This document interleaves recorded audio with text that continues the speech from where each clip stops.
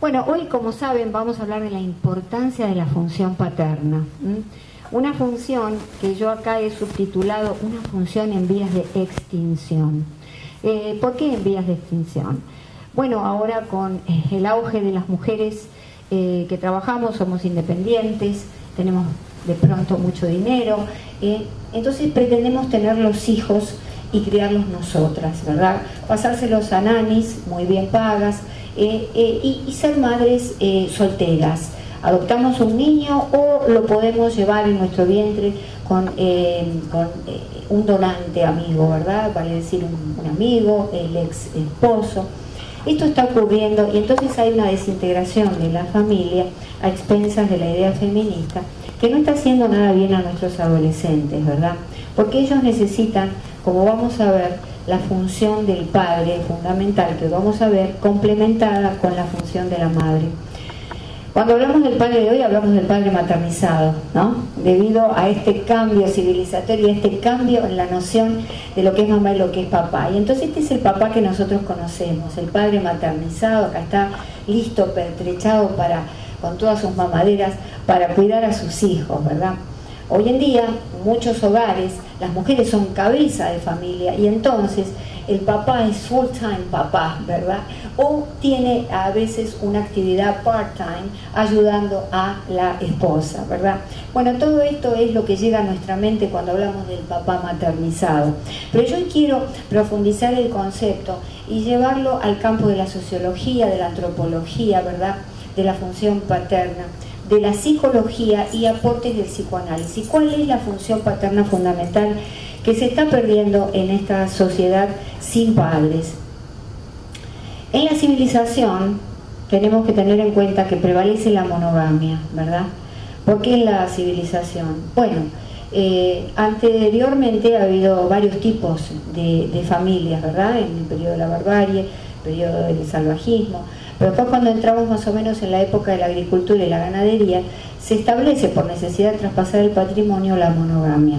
Científicamente se ha probado que además es la organización familiar más importante para desarrollar la psicología del niño.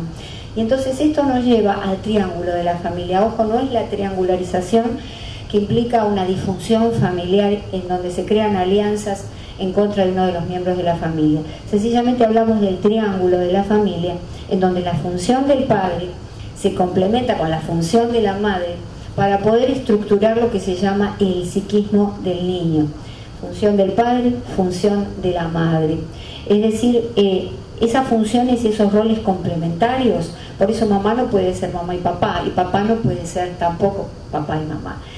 Tenemos que complementarnos para dar diferencias. Es decir, nuestras diferencias se tienen que unir, pero para bien, complementariamente, no dilemáticamente, como de alguna manera el feminismo nos impulsó a creer. No vamos a hacer unas diferencias de choque, nos vamos a ver quién prevalece más, y las mujeres ahora están tremendamente masculinas, tratando de imitar a los hombres. Entonces vemos que el niño necesita ese equilibrio. ¿Por qué?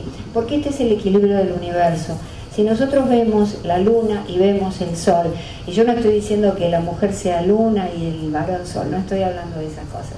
Estoy diciendo que las polaridades del universo indican que hay un día y una noche, ¿verdad? Dos caras de una misma moneda, lo frío, lo caliente, mamá, papá, varón y mujer. Bueno, son las polaridades más importantes, lo femenino y lo masculino, que se tienen que corporizar en un varón y en una mujer. ¿Por qué? Porque la estructuración del psiquismo del niño es una estructuración que va del principio de placer de los instintos cuando nace al principio de realidad, que ya lo habíamos hablado en la conferencia anterior. Y entonces vemos que al nacer somos puro satisfacción de instintos, somos un organismo biológico, solamente queremos estas necesidades orgánicas que sean completas. Es lo que en una de las tópicas Freud llamó el ello, ¿verdad? Donde residen todos los instintos, la parte animal que nosotros tenemos y que traemos sin duda al nacer. Entonces necesitamos reglas y límites para crear una conciencia moral o un super yo. ¿Qué es la conciencia moral? Bueno, lo que me dice lo que está bien y lo que está mal. No tengo que robar, no tengo que mentir, toda esta serie de comandos que en la familia se deben aprender. ¿Por qué? Porque se tiene que desarrollar un yo que es la base de datos, el yo es la base de datos, donde aprendemos todo, que canalice y postergue la satisfacción de los instintos. ¿Se acuerdan que en una de las conferencias yo les decía que pasamos del principio de placer al principio de realidad? Y esto se hace mediante la imposición de reglas. Hoy en día vemos que no hay muchas reglas de los padres a los hijos. La psicología contemporánea nos lleva a pensar que el niño tiene que realizarse, que tiene que estar en libertad, que hay que dejarlo estar, ¿verdad? Que hay que dejarlo hacer no sea cosa que se ofenda, que se vaya de casa, hay que permitir que cierre la puerta de sus dormitorios, y todo ese tipo de cosas que lo que hacen es de alguna manera mantener en el niño, en el ámbito de sus deseos, en el ámbito de sus necesidades biológicas, pero en realidad para adaptarnos en la sociedad necesitamos el ámbito del yo que canaliza realmente nuestros deseos, ser un yo fuerte, que por ejemplo, si un adolescente o un adulto quiere un auto, sabe que no lo va a robar, tiene que saber que va a trabajar 2 o 3 años y va a lograr ese auto que quiere. En la civilización, de acuerdo con lo que nos dijo Jacques Lacan, un gran psicoanalista, un gran psiquiatra, en la civilización la función paterna establece la primera ley, el padre establece la primera ley en la familia. ¿Cuál es esa ley, verdad? Margaret Moller, una gran pediatra austroamericana, diseñó el desarrollo humano, lo estudió mucho desde el nacimiento hasta los 6 años, usted sabe que son los años fundacionales, los primeros 6 años, nada que le agreguemos después va a ser tan importante como lo que aprendieron en esos años. Margaret Moller dijo que el niño al nacer las primeras 2 a 3 semanas tiene un autismo normal. Qué sorpresa, ¿no? Hay un autismo normal, sí, esto lo vamos a estudiar en el programa. Y luego pasa a una simbiosis normal con la madre, ¿verdad? O fase simbiótica, para luego comenzar alrededor de los 5 meses a los 6 años la etapa de individuación y independencia. Vale decir que va a ser un individuo que sabe quién es y que va a saber que puede vivir tranquilamente independizado de los padres. Entonces, nos focalizamos en esta simbiosis materna, que implica que no hay límites realmente determinados, fijos, entre la madre y el bebé. Es decir, la madre siente al niño como un apéndice de sí mismo, como una prolongación. Así debe ser, porque lo sano de esto es que funcione así del mes a los 5 meses. Y el niño, a su vez, ve a la madre como parte de sus ciclos de vigilia, sus ciclos de sueño y de alimentación. Es decir, no hay una división en absoluto en este caso. Son una díada materna, vale decir, también Moller la llamó membrana materna, porque están los dos como adentro de un huevo todavía, el niño está adentro de esa membrana.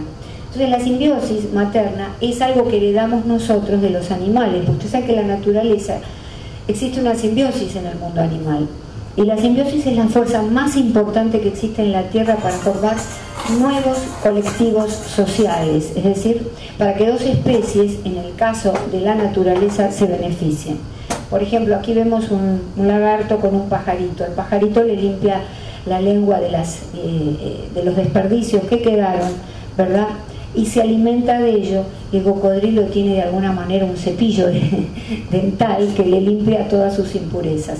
Vemos muchos casos como el pájaro boyero sobre el lomo de la vaca también, ¿no? Que come los bichitos en el lomo de la vaca. Es decir, que nosotros nacemos con esta impronta natural y la manifestamos en nuestros niños al principio de la vida de ellos, apenas nacen. Jacques Lacan entonces dijo que la función del padre, metáfora paterna o ley del padre, es justamente una ley que propicia la salida de la simbiosis materna, que propicia la ubicación del niño en la sociedad, que propicia la socialización de ese infante, ¿verdad? Entonces, ¿qué es lo que ocurre? Hay un corte del cordón umbilical psicológico. ¿Qué quiere decir? Que luego de facilitar que la madre se ocupe durante el primer mes completamente de ese niño, ¿no? sin reclamo, sé que todavía existen, te estás ocupando más del niño que de mí, los padres están a veces celosos.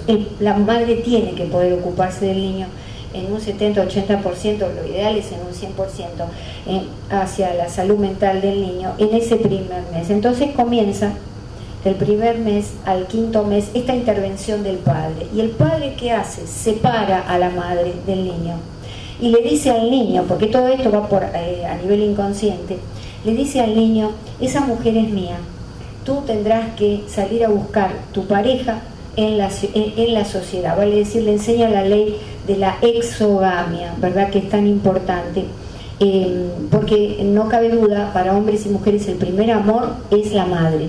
Entonces la naturaleza de ese vínculo tan cerrado hace que tenga que intervenir alguien de afuera. Y nosotros vemos los síntomas y las enfermedades que provoca, los trastornos de personalidad, los niños que no han podido salir de esa simbiosis materna que realmente se queda a través del tiempo, permanece.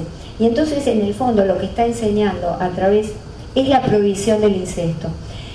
Claude Lévi-Strauss, que no es el de los jeans, sino que es un famoso antropólogo que se llama Claude, el otro se llama Lévi-Strauss solamente. Claude Lévi-Strauss, en su antropología estructural, nos dijo justamente que el pasaje de la barbarie a la civilización viene dada por la prohibición de este incesto. Es decir, hay un incesto psicológico, me refiero, en que el niño quiere quedar y permanecer pegado de la madre. Y entonces lo ubica en la sociedad y en el lenguaje. Es el primer significante de una serie de significantes, es la primera palabra, el nombre del padre, que entonces le da, ¿por qué el lenguaje? Porque le da un orden en la sociedad que en definitiva es el orden simbólico.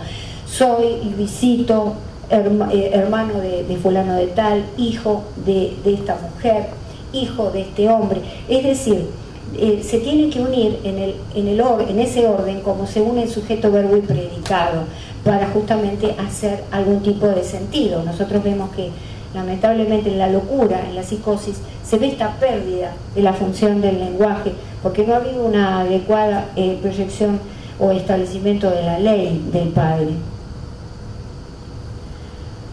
¿Quién ejerce la función paterna en ausencia del padre biológico? Porque ustedes me dirán, bueno, sí, pero yo no tengo una pareja al lado, ¿verdad? Soy viuda, divorciada. ¿Quién es el que ejerce este papel?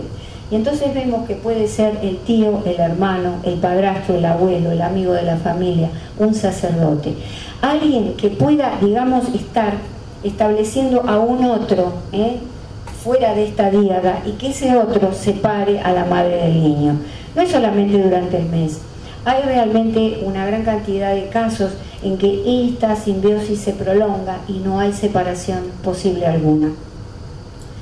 Ahora bien, lo fundamental en el caso de la madre que tiene a su marido lejos, ¿verdad?, o que también ha fallecido, es importante establecer la palabra de la madre o el discurso de la madre, que esté presente el papá, hacer presente una ausencia, ¿verdad?